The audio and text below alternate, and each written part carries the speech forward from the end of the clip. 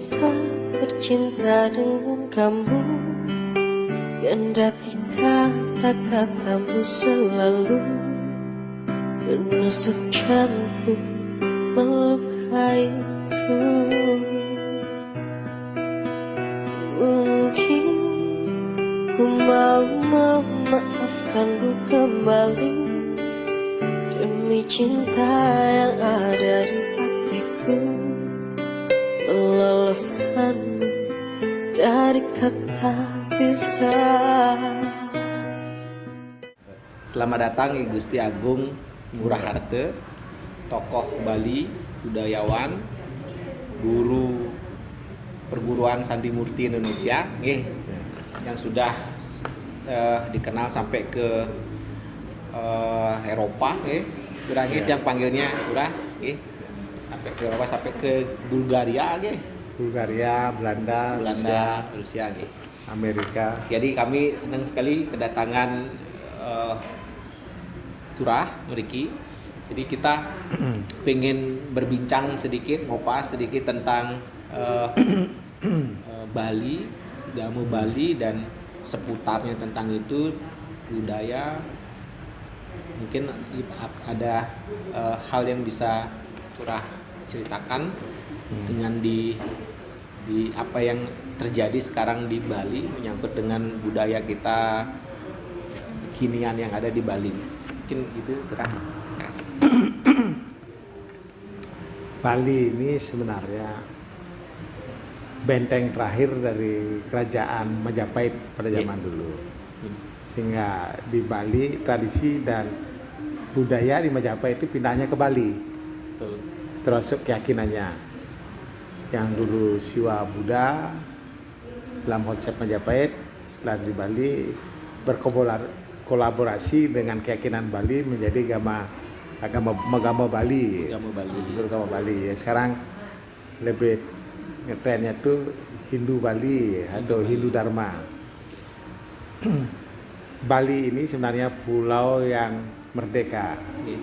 Merdeka dalam segala hal, baik dalam tradisi atau budaya. Kolaborasi semua tradisi dan budaya ini bercampur aduk di Bali. Ada tradisi Cina dari berbagai macam negara, karena Bali ini dulu adalah kota perdagangan. Nah, ya, dan pelabuhannya itu malah dari Singaraja, daerah Kubu Tambahan itu. Iya, yang di awalnya itu. Nah, daerah perekonomiannya di Kintamani. Oke. Makanya di sana itu banyak penduduk di sana itu banyak Chinese-nya, Kintamani. Terus nama daerahnya juga sangat mirip-mirip dengan nama-nama Cina seperti Ping-an, Song-an. Gitu. Nah, Pinggan, ya, Songan, ya. Itu asalnya dari ya Cina, itu ya? Oke. Karena tradisi Cina sangat berkembang di sana. Oke. Sekarang ini terjadi perubahan di zaman sekarang ini. Bali menjadi sangat tengah untuk menerima tradisi dan budaya luar. Kalau dulu enggak. Diterima yang positif, diterima dan diolah, dikolaborasikan, akhirnya muncul tradisi dan budaya Bali yang kita warisi sekarang. Nah, kalau sekarang susah. Sedikit saja ada yang berbau tidak sesuai dengan tradisi Bali, sudah. Itu apa kira-kira ini sebabnya? Ada perubahan di Fanatik ke daerahnya sangat luar biasa. Justru lebih fanatik sekarang daripada yang dulu. Ya. Okay. Dan menganggap tradisi Bali yang diterima itu adalah tradisi yang sangat adiluhung. Oke.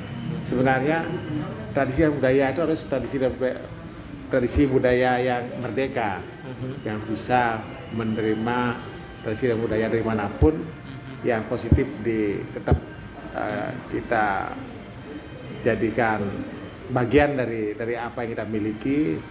Yang negatif kita buang atau yang negatif kita benahi, lalu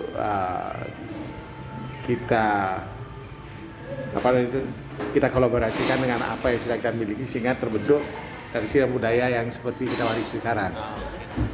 Begitu. Oke, sedikit Turah tentang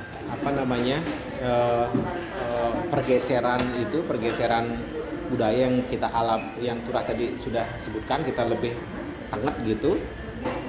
Kalau dari pandangan kami, dari kacamata awam saya gitu, malah kita lebih banyak mengaksep budaya luar negeri ini ya. Artinya dari budaya dari luar Indonesia, anak-anak muda kita justru lebih bisa menerima budaya-budaya itu. Apa Turah mungkin merasakan hal yang sama seperti itu? Yang keterkaitannya dengan tradisi tidak ya. Kalau tradisi Turah mintanya anget. Anget ya, bukan itu. Kalau tradisi seperti disco ya. Nah, Tapi itu salah satu tradisi-tradisi yang keterkaitannya dengan keyakinan Bali itu sangat ini sekali kita. Oh, berarti Turah masih yakin bahwa Bali ini masih tegak lah istilahnya untuk memegang budaya itu, Turah? Masih. Turah nggak lihat itu ada pergeseran anak-anak muda sekarang, mungkin yang dulu di tahun waktu Turah muda itu pada bisa nari semua, sekarang agak berkurang yang bisa nari, tidak melihat seperti itu. Ini karena pengaruh TV sebenarnya. Oke. Fanatisme yang terjadi di Bali ini karena pengaruh TV. Seperti katakanlah, kakin mayoritas Bali ini di Indonesia ini kan begitu disindir sedikit demo, akhirnya orang Bali niru-niru. Maaf katakanlah Islam sedikit saja disentuh keyakinannya demo. Nah, kebiasaan ini ditiru oleh masyarakat Bali. Sedikit ada perbedaan dengan keyakinannya demo. Tidak lagi cerdas menyikapi suatu hal yang berbeda itu. Itu yang terjadi di Bali sebenarnya. Karena ini pengaruh TV sebenarnya. Gitu ya? Ya, pengaruh TV, demo-demo yang di daerah Jawa, ada EPI, HTI itu sehingga Bali juga terkena. Fanatismenya jadi tumbuh ya. Apa itu ada bentuk rasa khawatir juga bahwa warga Bali sebenarnya pada dasarnya ingin menyelamatkan budaya itu menjadi tetap warisannya itu tetap ke anak cucu? Apa ada unsur begitu juga, Turah? Ada ya, ke arah sana sebenarnya ingin pertahankan tradisi dan budaya Bali supaya tetap ajak. Jadi mereka menjaga itu dengan sikap seperti yang mereka lihat di TV. Terlihat lebih fanatik jadinya gitu kurangnya. Ya itu. Jadi mungkin hal itu. Jadi sekilas tentang budaya karena pengetahuan saya juga sangat minim tentang budaya. Bagaimana kalau sedikit saya ingin bertanya tentang apa ini Turah kan guru besar Sandi Murti Indonesia gitu Turah ya. Itu yang ilmu yang Turah pelajari itu base-nya itu budaya Bali atau apa Turah? Jawa sebenarnya. Oh Jawa. Ya. Kebatinan kalau Turah lebih nyaman menyebutnya apa itu? Ya kebatinan. Kebatinan ya. Pada zaman dulu di Jawa ada tokoh yang menguasai Lembu Sekilan. Lembu Sekilan. Ya, Sandi Murti itu adalah bagian dari Lembu Sekilan itu. Oh, berarti dulu udah ada perguruan namanya Lembu Sekilan. Lembu Sekilan. Ya. Kalau sekarang kita tetap pakai nama Lembu Sekilan, orang pada tertawa kan. Turah sempat belajar ke sana atau Turah ini? Saya dulu atlet percaya diri. Atlet PD. Ya. Ketemu dengan seseorang yang ingin menurunkan ajaran itu. Terus saya pertama tidak tertarik, tapi saya mencari di literatur apa itu Lembu Sekilan. Akhirnya ketemu urutan-urutannya dari Ki Ageng Pengging, Karebet, dan terus karena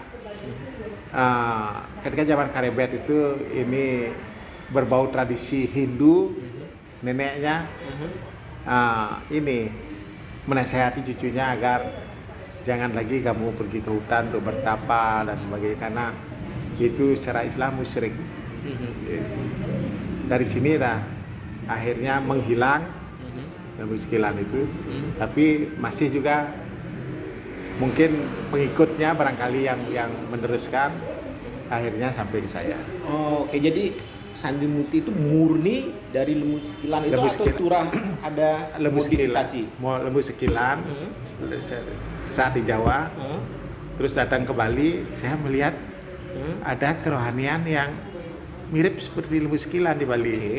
Namanya Budi Suci. Budi Suci. Ya. Oke. Terus kedua namanya Sri Murni. Sri Murni. Ya, saya masuk terus ke dua organisasi itu. Ke Budi Suci masuk, Sri Murni masuk. ya. Nah, Budi Suci dulu. Oh, oke. Sudah itu di Budi Suci saya dengar nama Sri Murni, akhirnya ke Sri Murni. Yang menjadi pembelajaran bagi saya saat itu adalah kedua organisasi ini cocok, satu sama lain saling menjelekkan. Oh, oke. Nilai positifnya saya ambil, terbentuk Sandi Murti. Oh, berarti artinya turah memadukan antara lembu sekilan, suci Budi Suci sama Sri Murni, karena Murni. ada kemiripan dengan lembu sekilan kedua organisasi. Oke, jadi itulah Sandi Murti, Ya. kolaborasi itu turah ini. Ya. Tapi secara roh daripada Awalnya bermula dari lembu sekilan. sekilan. Iya. Oke. Itu kalau misalkan nih yang belajar Sandi Murti itu turah, kasarannya saya kan tidak mengerti tentang ilmu kebatinan begitu. Bahasa awamnya kalau orang masuk Sandi Murti itu bisa kena santet nggak turah? Tergantung. Nah, tergantung lagi nih gimana Ya. nih. Tergantung keyakinan kita, Oke. tergantung dari keikhlasan kita. Itu gimana itu hubungan antara ajaran kebatinan yang dipelajari oleh murid-muridnya turah ini dengan santet tadi itu, dengan kebatinan dan ketulusan itu seperti apa? Yakin nggak dia dengan dirinya? Berarti santet itu nggak bisa kena kalau dia Kalau- tidak yakin. Kalau dia tidak yakin nih kena. Oh, maksudnya dia harus yakin dengan dirinya bahwa Dirinya. dia tidak bisa dikenain. Yakin dan percaya itu. Gitu Ya. ininya. Walaupun even dia tidak belajar kebatinan turah. Walaupun tidak belajar kebatinan, Oke. bisa menanggulangi dengan yakin dan percaya Oh. dengan keberadaan Tuhan itu. Oh gitu. Ya. Nah ini masyarakat perlu tahu bahwa keyakinan dan yang kuat terhadap keberadaan Tuhan itu bisa menangkal hal-hal negatif seperti itu gitu. Ya. Oke. Dan ikhlas. Dan Dalam ikhlas. hidupnya harus kita ikhlas. Nah ikhlas itu contohnya gimana tuh? Kita Nah. banyak memberikan bantuan ke orang. Tidak memperhitungkan apa hasil kerja kita, kerjakan saja. Kerjakan saja. Oh itu juga salah satu bekal untuk Ya. kita selamat dari hal-hal seperti Ya. negatif seperti itu. Oke. Oh itu jadi ini informasi yang sangat penting karena ini disampaikan oleh turah langsung yang pakarnya ilmu kebatinan itu gitu. Kalau yang saya lihat itu di video itu dipukul mental itu dari mana itu ininya turah ya? Lembu sekilan itu. Nah itu artinya dia tiba-tiba kekuatan apa itu yang ada tuh dari ini ya? Kalau di dari Bali logiknya ya? disebut nyama bapak. Nyama papat. Kalau di Oke. Jawa disebut saudara empat. Oke. Ada kuat energi itu. Yang sedulur limo pancer itu, Ya, itu yang model itu seperti Ya. itu. Oke. Oh itu dia. ya. Itu yang membuat mental itu energi seperti apa kira itu tuh kalau diinikan. Ada kekuatan positif negatif. Oke. Kalau orang yang ingin berniat jahat, Jahat.